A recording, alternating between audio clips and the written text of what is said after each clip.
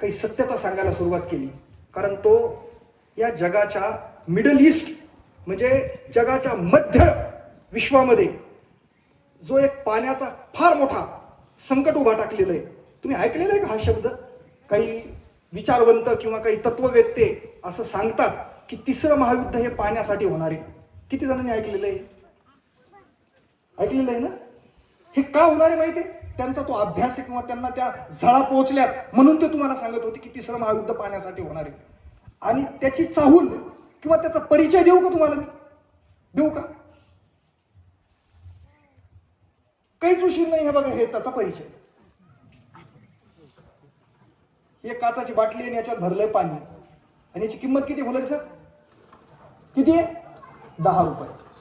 मला सांगा बाबा, तुमच्या काळात समजा ही बाटली असती त्या काळात आणि माझ्यासारखा समजा ही बाटली घेऊन आला असताना म्हणला असतं 10 रुपये द्या पाणी प्यायले अमृत आहे, केलं असतं तुम्ही? एकदा पण नाही. ते म्हणले असते माझ्या विहिरीचं पाणी आहे, तूच पी अमृत, मला नको.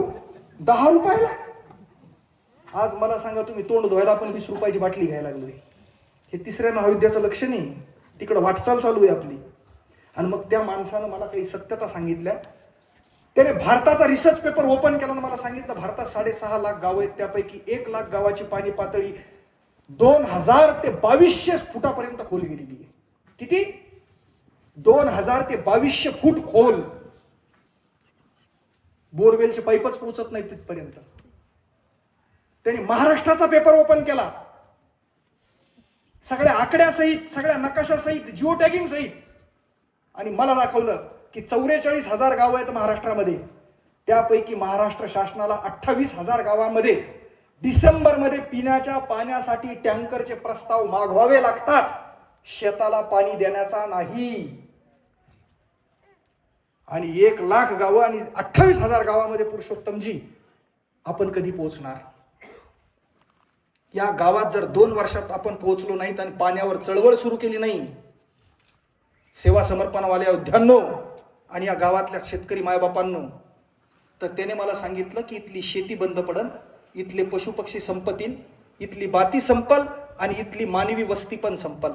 कारण कोणतीही वस्ती ही कुठं वसल्या जात असते याचा कधी बारकाईने अभ्यास केला तुम्ही? पाण्याच्या काठावर वसल्या जात असते. बरोबर आहे की गोष्ट? बरोबर आहे का? मी बोलतोय किती जणांना मान्य आहे? आणि तिथं पाणीच जर नसेल तर कुठला जीव जगू शकतो?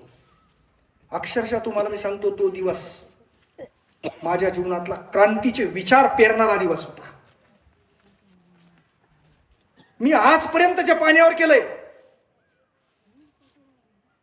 मला त्याचा सार्थ अभिमान आहे, मला त्याचा समाधान आहे. पण मला हे चित्र ज्यावेळेस दिसलं फुलारी साहेब, त्यावेळेस मी मला असं माझं मन म्हणलं की आपल्याला खूप मोठं पळायचं आहे आणखी. कारण या सगळ्यांचा लाभार्थी हा माझा मायबाप शेतकरी आहे. आणि मग आम्ही त्या खोलीत गेलो की आज गाव ओस का पडतंय, शेतकरी शेती का विकतोय, शेतकऱ्यांची मुलं शेती न करता बेरोजगार होऊन आज कंपन्यामध्ये कामाला का जात आहेत, खेड्यामध्ये लोक राहायला का तयार होत नाहीयेत, शेतकऱ्यांची मुलं चांगलं शिक्षण का घेऊ शकत नाहीत, शेतकरी घरावरचे पत्र बदलू का शकत नाही, शेतकरी स्वतःच्या मुलीला कलेक्टर सारखा नवरदेव का पाहू शकत नाही. हे सगळे विचार एक एक करून समोर येऊ लागले आणि सत्यता समोर दिसू लागली. कारण त्याला शेतीतून उत्पन्नच नाहीये, पैसाच टिकत नाहीये, तर तो हे विचार कधी करणार आहे? मी बोलतो हे खरं आहे का? खरं नाही? बस. आणि मग हा विचार आला की शेतीला लागणाऱ्या सगळ्या साधनांपैकी पाणी हे महत्वाचं साधन आहे. पाण्याचा जर मुबलक साठा निर्माण झाला आणि 12 महिने माझ्या मायबापाच्या शेतीला जर पाणी मिळालं तर हे दिवस 100% बदलणार. बरोबर आहे? मग लक्षात आलं आणि मग त्या मित्रांना सांगितलं की पुरुषोत्तमजी, तुम्ही 12 वर्षापासून काम करतात, तुम्ही असं काही एखादी कल्पना विकसित करा, अशी काही एखादी प्रक्रिया विकसित करा की जी 2 महिन्यात एक गाव पूर्ण करेल. आणि साधन सामुग्री असेल तर हाच पॅटर्न 100 गावामध्ये एका वेळी राबवता येईल, 1000 गावामध्ये एका वेळी राबवता येईल. आणि हे आंदोलन जर पेटलं तर शेतकरी कुणाचाही लाभ न घेता, शासनाकडे न हात पसरवता स्वतःचे थोडेफार पैसे टाकून स्वतःच्या शेतामध्ये हे राबवू शकाल आणि तो स्वतः पाणीदार बनून तो आर्थिक समृद्ध बनल आणि स्वतःचं जीवन बदलू शकाल. आणि मग माझ्या डोक्यात प्रकाश पडला. बस रात्रभर झोप येत नव्हती. काय करावं. आणि माझा 12 वर्षाचा जो अनुभव होता मित्र, त्या अनुभवामध्ये मी 2 गोष्टी परिचित होतो की जर एरिया ट्रीटमेंटमध्ये काम करायचं असेल तर पावसाचा प्रत्येक थेंब त्याच शिवारामध्ये थांबवणं, त्याच शेतात थांबवणं. आणि मी या निष्कर्षापर्यंत फुलारी सर या 12 वर्षाच्या अनुभवातून पोहोचलो होतो की शाश्वत जलसाठे जर करायचे असतील आणि भूजलाची पातळी जर वाढवायची असेल तर जलसाठे हे जमिनीच्या वर थांबून चालणार नाहीयेत. आपल्याला पावसाचं प्रत्येक पाणी आणि प्रत्येक थेंब हा जमिनीच्या भूगर्भात न्यावा लागेल. आज 50 फुटावरची पाणी पातळी 1000 फुटावर का गेली? कोणीतरी सांगितलं मग मला. मी विचारल्याच्या नंतर उपसा वाढला, सरपंच म्हणले. बरोबर आहे की नाही? यांच्या काळामध्ये गावात 5 विहिरी होत्या, तुमच्या काळामध्ये गावात 500 विहिरी आहेत. बरोबर ही गोष्ट? 500 विहिरी पाणी काढायला लागल्या. लाभार्थी शेतकरी कधी विचार करतो का की पाणी काढण्याचं काम आपण करायला लागलोय, भरण्याचं काम कोणी करायला का नाही करायला लागले? कोणीच नाही करायला. बरोबर की नाही गोष्ट?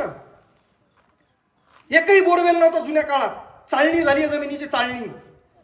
आणि बोरवेल मधून पाणी काढण्याचं काम करायलो आपण. बघा केवढी मोठी शोकांतिका आहे. या सीझनला तुम्हाला हळदीला कामी पडलं की तुम्ही 5 मिनिटात फोन करता भोकरला की बोरची गाडी येते की छिद्र पाडते. खूप पाणी लागतं. तो सीझन निघतो पुढच्या वर्षी आटून जातं. बोरवर बकेट की एवढा दगड. बरोबर आहे का? ही वस्तुस्थिती आहे, तुम्हाला मी सांगतो. म्हणजे पाणी काढण्याचं काम आपण करायला, भरण्याचं काम कोणी करत नाही. आणि मग माझ्या डोक्यात जो प्रकाश पडला की पावसाचा 4 महिन्याचा प्रत्येक थेंब जर हडोळीच्या शिवारात पडत असेल तर तो हडोळीकरांची संपत्ती आहे. ही तुमची जिम्मेदारी आहे की तुमच्या शिवारात पडलेला पाऊस हा तुमचा आहे आणि त्याला तुमच्या शिवारात तुम्हाला थांबवायचंय. आणि नुसतं थांबवायचं नाही तर त्याचं राहायचं आणि साठवण्याचं घर आहे ते तुमच्या जमिनीचं पोट आहे 3500 एकर.